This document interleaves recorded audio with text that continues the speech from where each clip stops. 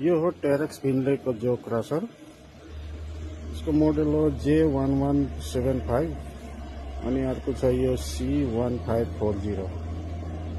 यो चाहिँ अलिक कम्प्याक्ट टाइपको हुँदो रहेछ। तपाईँको अलिकति सानो साँघुरो जग्गामा पनि आरामले यसलाई लगाउन सक्छ। यो क्रेसर चाहिँ खास गरी प्राइमेरी क्रसिङको लागि हुँदो रहेछ, जस्तो कि माइनिङ भयो, क्वारी भयो, डिमोलेसन भयो, रस रिसाइक्लिङको लागि।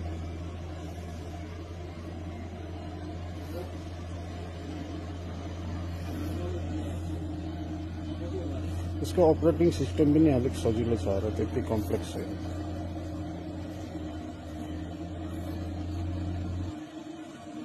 अर्को यो फेरि टेरेक्सकै आउँछ यो पावर स्क्रिन। यो चाहिँ अलिक कम्प्लेक्स छ, योसँग धेरै एसेसरिजहरू आउँछ त, जस्तो कि wide range of crushing, screening, stacking इक्विपमेन्टहरू आउँछ यसमा। यहाँ हेर्नुहोस्, त्यहाँनिर स्क्रिन लागेको छ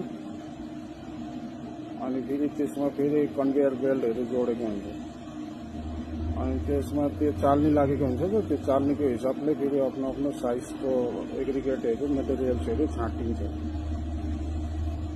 यो चाहिँ अलिक सानो जग्गामा अलिक अप्ठ्यारो हुन्छ, यसलाई ठुलो जग्गा चाहिन्छ डिप्लोय गर्नको लागि।